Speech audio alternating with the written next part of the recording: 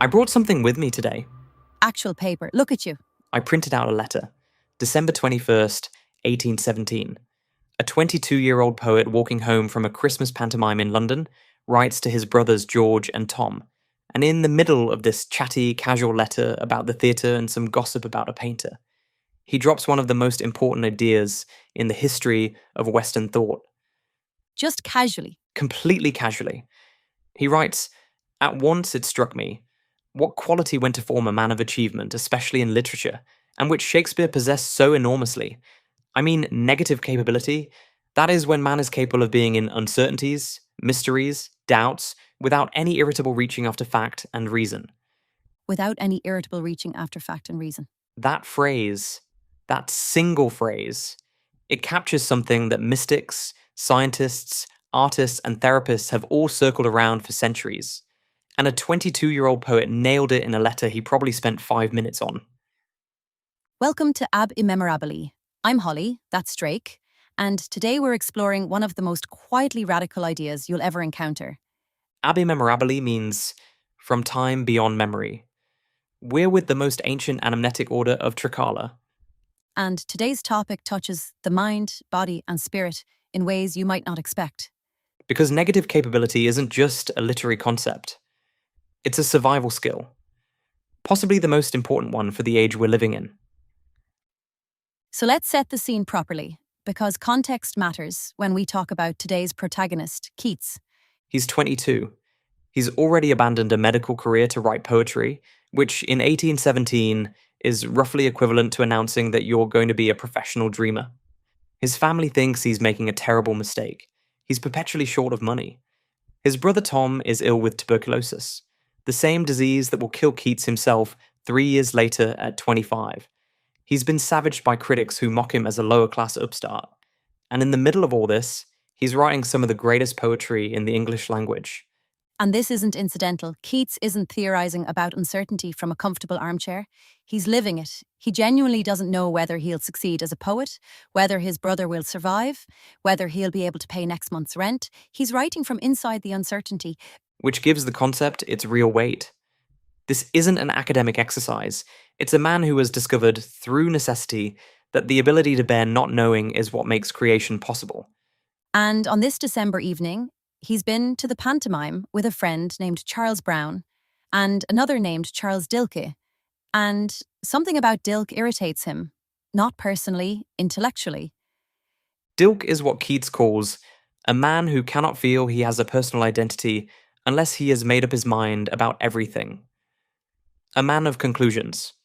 Someone who needs to resolve every question, close every loop, have an opinion on everything. And Keats recognized this as a limitation, not a strength. That's the key insight.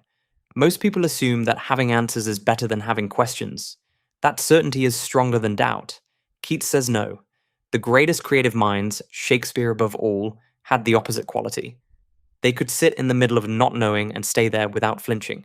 Without any irritable reaching. That word irritable is doing a lot of work in that sentence. It really is. Because Keats isn't saying we shouldn't seek knowledge.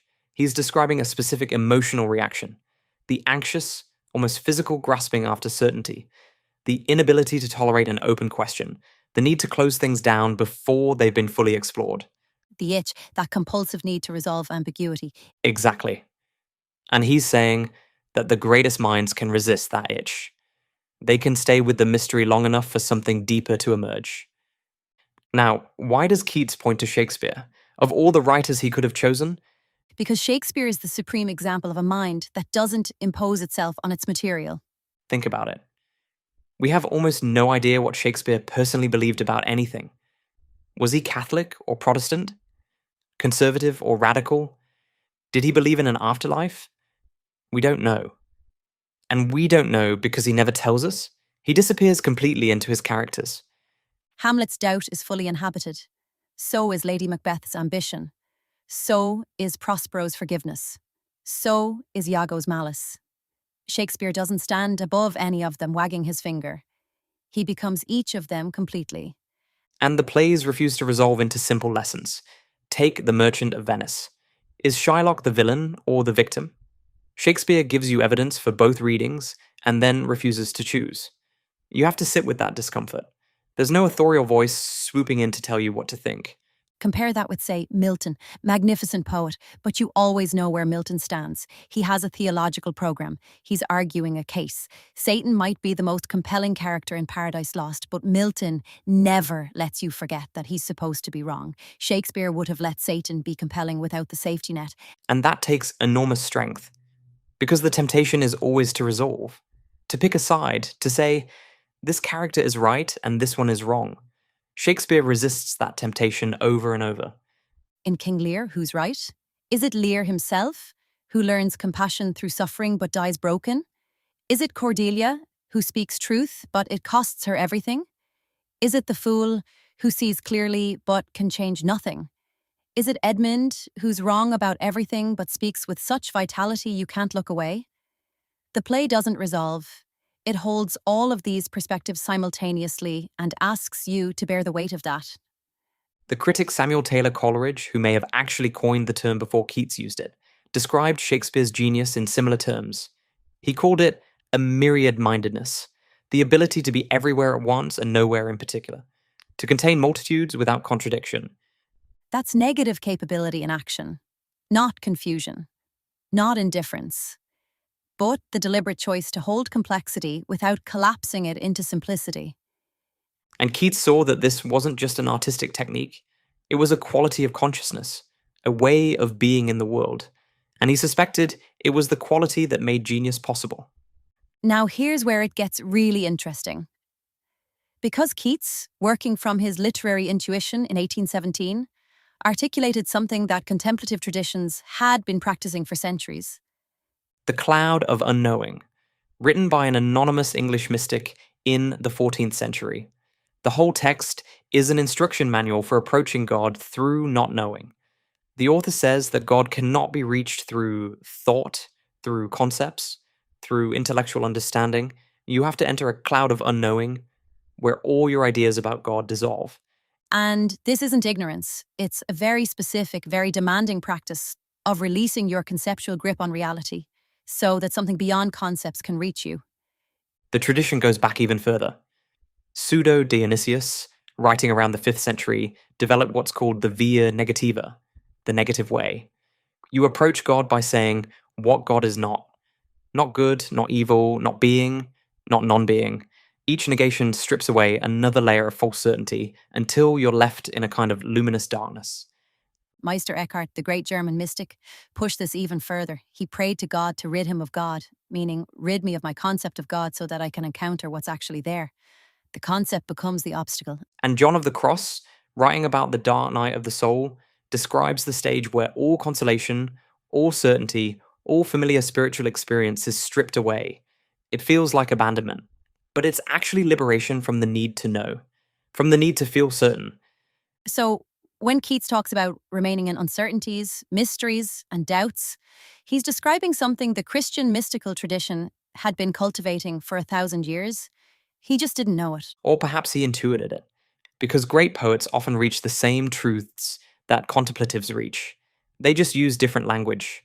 And it's not only the Christian tradition. Zen Buddhism has this concept of don't know mind. Shunryu Suzuki, who we talked about in our Beginner's Mind episode, essentially taught negative capability through a different vocabulary. The beginner's mind is the mind that hasn't decided what something is yet. In Sufism, there's a concept called haira, bewilderment.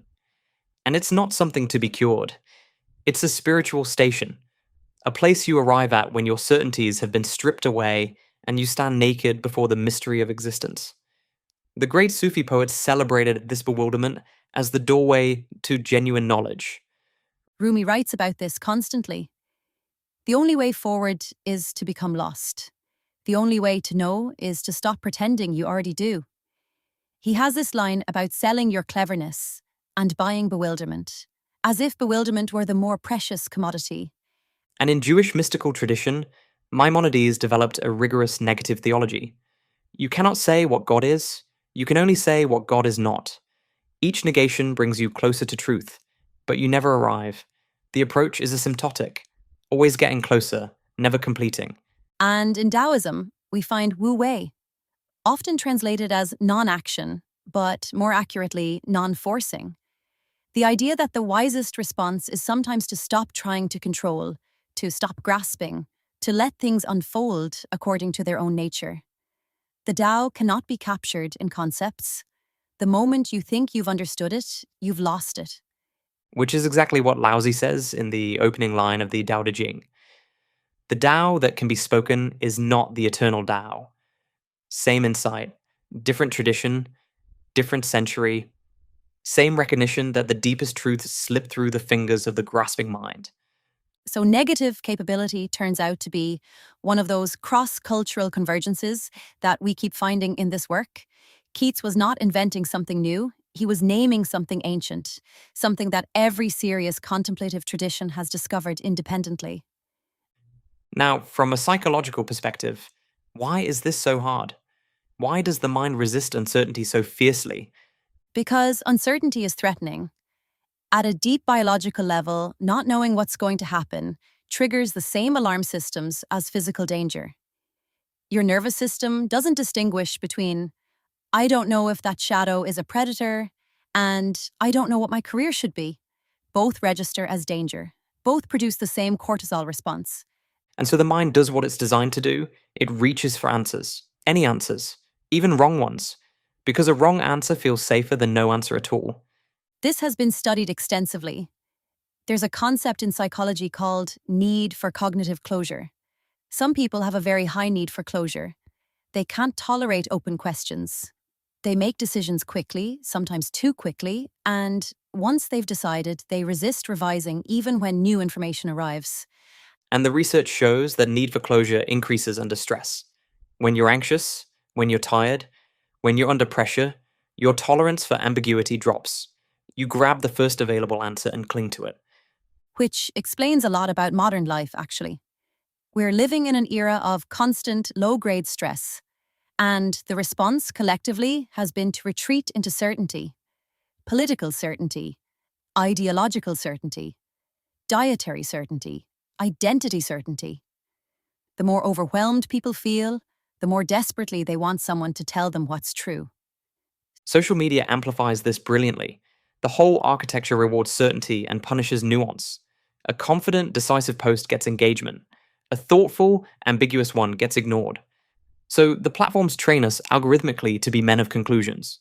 Exactly the kind of person Keats was criticizing. And that's the exact opposite of negative capability. The psychoanalyst Wilfred Bion took this into therapeutic territory. He said that the therapist should approach each session without memory and desire. Without the memory of previous sessions creating expectations. Without the desire for the patient to get better in a particular way. Just pure attention to what's actually happening right now. Which is incredibly difficult because the therapist's job is supposed to be helping. And Boyan is saying the best way to help is to stop trying to help in any predetermined way, to sit in the not knowing with the patient and see what emerges. There's a beautiful parallel here with scientific discovery. The physicist Richard Feynman said, I can live with doubt and uncertainty and not knowing. I think it's much more interesting to live not knowing than to have answers which might be wrong. That's negative capability applied to physics. The willingness to stay with the unknown is what makes genuine discovery possible. Because if you've already decided what the answer is, you can't see evidence that contradicts it. The certainty blinds you. It's the same pattern we see in every domain. And artists know this too. Every creative person has experienced the moment where you have to let go of your plan and follow where the work wants to go. The painting tells you what it needs.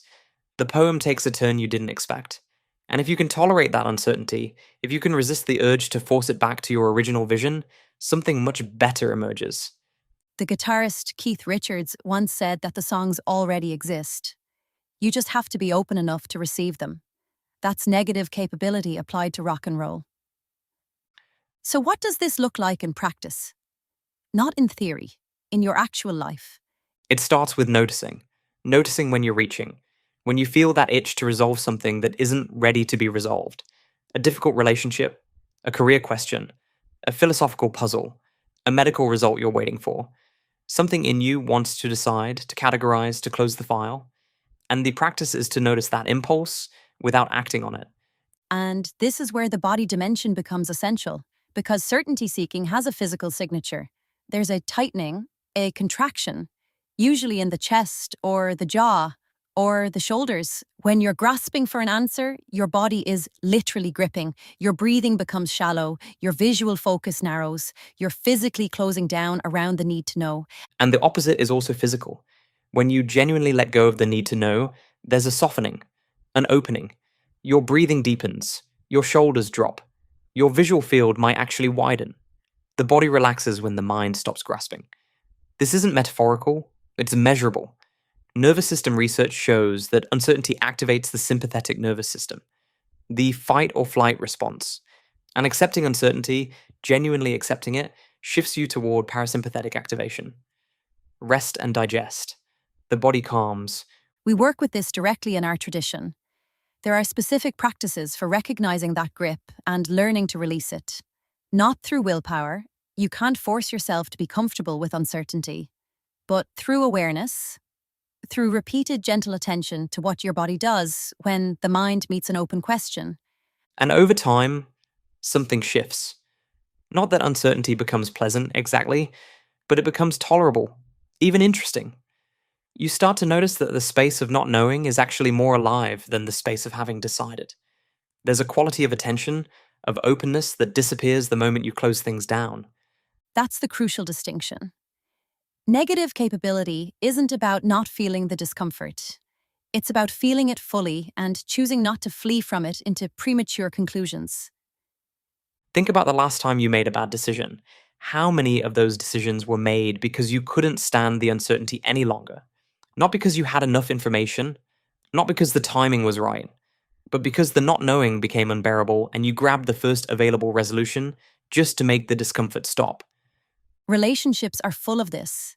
People commit to the wrong partner because the uncertainty of being alone feels worse. People leave good relationships because the ordinary uncertainty of intimacy becomes unbearable. In both cases, the problem isn't the partner, it's the inability to tolerate open questions. That's the irritable reaching Keats described. And most of us do it constantly. In relationships, in politics, in our own self-understanding. We'd rather have a wrong answer than no answer. Negative capability is the practice of resisting that compulsion, of staying with the open question long enough for a deeper answer to surface, one that you couldn't have reached through grasping. And this connects to something essential about the way our tradition works. Because the entire structure of working through dozens of competing positions is itself an exercise in negative capability. That's such a good point. Students don't get the full picture on day one. You can't. The understanding builds progressively, and there are stages where things feel unclear, where one philosophical pillar of thought seems to contradict another, where you can't yet see how it all fits together. A student works through Greek philosophy and develops one understanding of the good life. Then they encounter Buddhist teachings, and everything shifts. Then Taoism adds another dimension. And the temptation, the irritable reaching, is to try to synthesize it all immediately. To say, okay, so the truth is some combination of all three. But premature synthesis is just another form of grasping. The real understanding comes later, when you've sat with the tension long enough, when you've let the different traditions live inside you without forcing them into agreement. Something clicks, eventually, not because you made it click, because you stopped trying to. And the guide's role isn't to resolve that discomfort prematurely. It's to help you stay with it, to reassure you that the confusion is productive, that the not knowing is doing something, even when it feels like nothing is happening. Which takes trust. Trust in the process, trust in the guide, and most fundamentally, trust in your own capacity to bear not knowing, to sit in that cloud of unknowing and believe that clarity will emerge, not on your schedule, on its own. And in our experience, the students who struggle most are often the brightest. Because they're accustomed to understanding quickly, they want to see the whole map before they start walking. And this work says no. Walk first. The map reveals itself as you go. Keats would have understood that perfectly. He didn't need to understand the meaning of beauty before he could write about it. He wrote his way into understanding. The poem was the path, not the destination. And for our students, the practice is the path, not the theory about the practice, not the map of the practice. The practice itself, lived day by day, with all its uncertainty and incompleteness, is where the transformation actually happens. We've got some wonderful messages to share before we close. Let's hear them. First from Ingrid in Stockholm. She's writing about the Tao episode, where we explored Laozi's opening line about the Tao that can be spoken. She says, "I've been sitting with this for weeks. If the deepest truths can't be put into words, what's the point of all these episodes? Aren't we just adding more words to the pile?" Ingrid, that is such a beautifully honest question. And yes, there's a paradox here. Laozi wrote 5,000 characters about why truth can't be captured in words. We produce hours of conversation about things that ultimately must be experienced rather than described. But here's the thing. The words aren't the destination. They're the finger pointing at the moon. To use the old Buddhist image, nobody confuses the finger for the moon. But without the finger, you might not know where to look. Our episodes, the philosophical texts, even Laozi's own writing, they're all invitations to direct experience. They create a clearing in the noise where something wordless can be noticed. The words matter precisely because they point beyond themselves. Don't stop listening, but also don't mistake the listening for the practice. Beautifully put. Next one. Marcus in Lisbon, responding to why Socrates chose death. He writes, "You presented Socrates' choice as admirable, but wasn't it actually selfish? He had a wife and children. He chose his principles over his family. How is that virtuous?" Oh, this is a real question. And honestly, Drake, I have some sympathy with Marcus here. So do I. And Socrates' wife Xanthippe is often dismissed as a nag. But imagine her situation. Her husband is offered the chance to escape execution, and he refuses. On principle. Leaving her with young children and no income. Plato gives us Socrates' philosophical reasoning in the Crito. The arguments about the social contract, about the injustice of breaking laws, even unjust ones. And they're brilliant arguments, but they're Plato's arguments, recorded by a devoted student. The honest answer is that Socrates' choice involves a genuine moral tension. His commitment to his principles was extraordinary, and there's something noble about a person who would rather die than compromise what they believe. But Marcus is right to notice that principles don't exist in isolation. They affect real people, and the people closest to you often bear the highest cost of your convictions. This connects to last episode, actually. Aristotle would say the virtuous choice isn't a formula. It depends on all the particulars. The mean of courage might look different for a man with young children than for a man without dependents, and reasonable people can look at Socrates' choice and disagree about whether the mean was hit or missed. What I find most interesting is that Plato never gives us Xanthippe's argument. We get Socrates' philosophical reasoning in full. His wife's grief is mentioned in passing, and then she's sent away so the men can talk. There's something missing from that account. Great question, Marcus. Sit with the tension. That's the appropriate response to a genuine moral complexity. Last one. Priya in Mumbai, writing about the sacred geometry episode. She asks, "You talked about the same geometric patterns appearing across traditions, but couldn't that just be because mathematics is universal?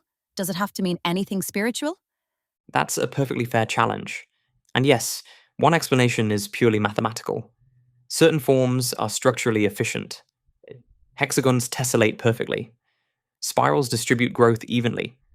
Nature uses these shapes because they work, not because they're sacred. But the question is whether because they work and because they're sacred are actually different explanations or different descriptions of the same thing. For Pythagoras, mathematical harmony wasn't separate from spiritual meaning. They were one reality. You don't have to accept the mystical interpretation. But it's worth noticing that ancient cultures across the globe, independently, looked at these same patterns and experienced something like awe. Whether that awe was warranted or merely a psychological response to symmetry is itself a wonderful open question. And sitting with that open question, rather than resolving it prematurely, that's negative capability. Nicely done. Keep writing, everyone. Podcast at maaoot.org. If you've been finding value in these conversations, one of the simplest things you can do is leave a review or rating on your podcast platform. We're a small operation. Your word of mouth is literally how people find us. A review takes 2 minutes and it makes a genuine difference. Share an episode with someone who'd connect with it. That matters more than you'd think. There's more here than we covered today. There always is. If you're curious about the contemplative dimension of not knowing, or if you want to explore how negative capability connects to actual practice, Then check out the Order's website at maaoot.org. What questions you're carrying that you haven't resolved yet. because those are probably the most important ones. Ab immemorabili, from time beyond memory. Stay with the question, The answer will come when it's ready. not before.